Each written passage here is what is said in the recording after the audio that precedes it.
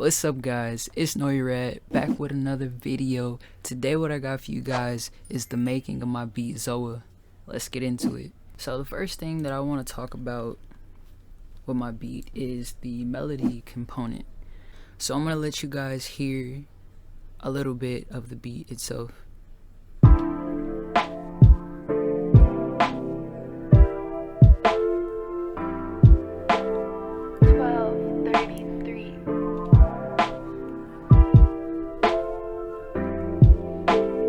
Alright, so let me break down what this melody is. These are all the pieces of the melody right here. I really just consolidated this into this, and you know, it makes it easier when you're changing pitches around and things like that. So let's start with the keys. This is a piano from Keyscape. These are some chords that I came up with. This is pretty much the base of the song right here. Okay, let's look at the preset that I use. Alright, so this preset in Keyscape is the cinematic LA custom piano. I didn't adjust any of the effects down here. But what I did do is add an effect rack, and I used the comp phase chorus effect on this piano. I also didn't adjust any of these settings. Last thing I did was put an EQ on here, cutting out some of the lows around 300 and some of the highs around the 4K mark. Altogether, that gives us this.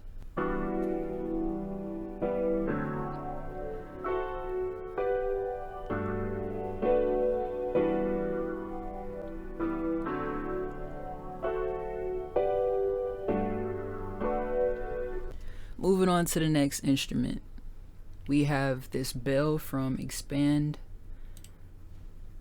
the wavetable bells. Let's look at the effects on them.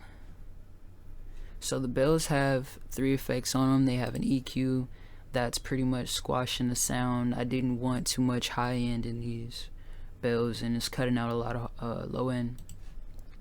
Also added a Fruity Love filter. Now I added it on the default setting that it comes on. I'm not sure what the name of it is. 10 patterns plus lo-fi phaser.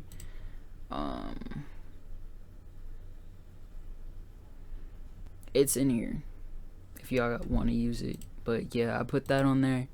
And then I also used micro shift, the air preset. Yeah, so if you guys want to copy these effects, you know, go ahead. Let's listen to the bell, see what it sounds like.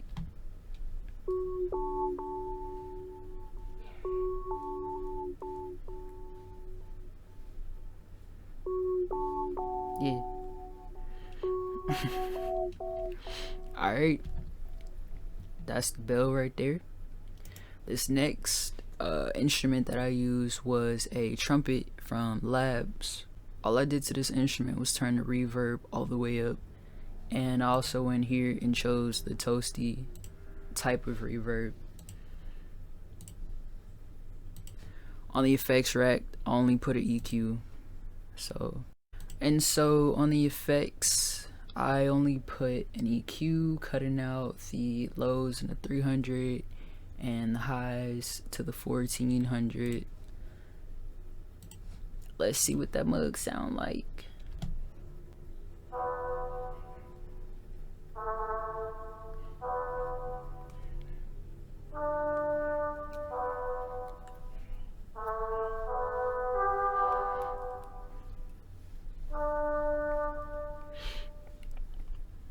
Y'all like my little air horn?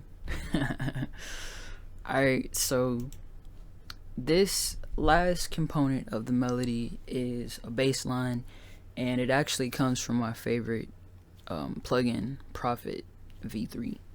So let's go ahead and check this out. I'm using the label bass preset. Let's look at the channel right here.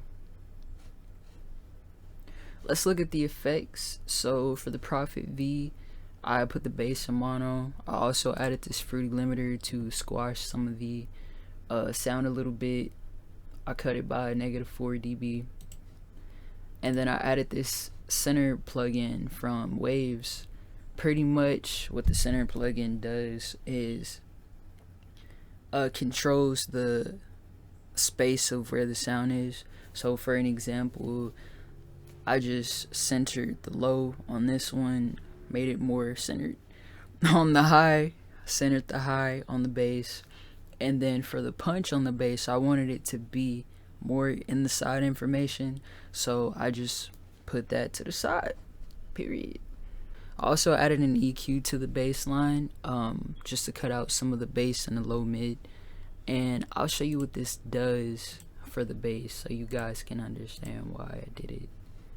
Because you're probably just like, why are you putting so much shit on there? Like, hey, okay. So here's the bass line without the EQ.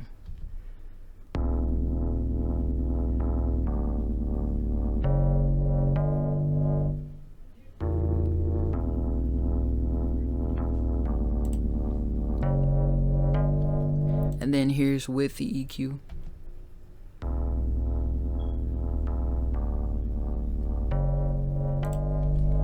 As you can see, it kind of just tames it a little bit more for your ear, makes it a little more listenable. And so yeah, once I finished all of these patterns, I consolidated them into this pattern up here. And then I dropped this one down 200 semitones. Now sounds like this.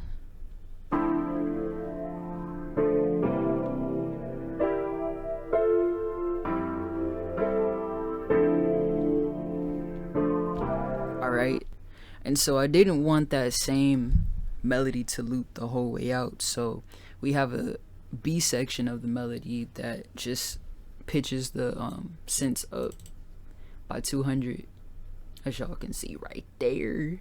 So let's take a listen to that and the way that it kind of shifts the mood of the track.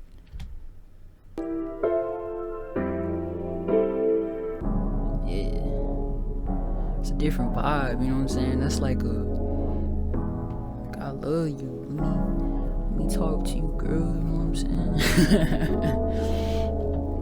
saying? Yeah, but so after that, I just arranged the track a little bit. These are pretty much variations of those same two melodies, and I added a drum pattern to it. Let's check out this drum pattern. It's like super simple, okay? So it's a kick and a snare. The kick, I only just put it in mono, and then the snare, I didn't do anything to it. Let's take a listen to the pattern.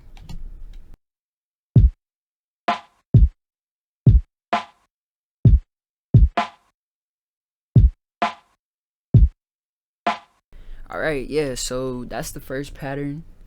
Right here too, where the chorus picks up again, I also changed up the pattern just a little bit to keep it from getting stale. So here's the other pattern.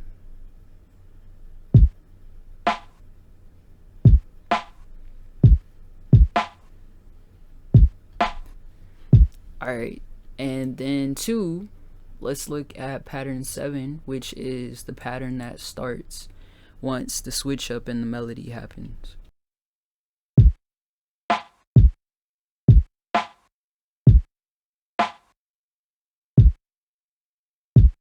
Alright guys, so yeah, the rest of this is also just different variations of those same patterns.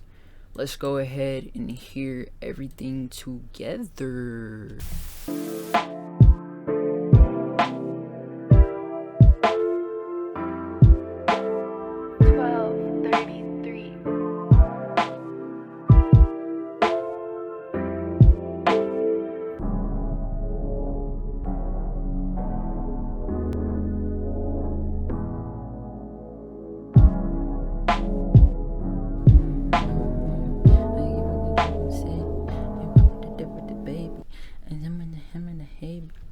Alright guys, that was it for my making of Zoa. I hope you guys liked it.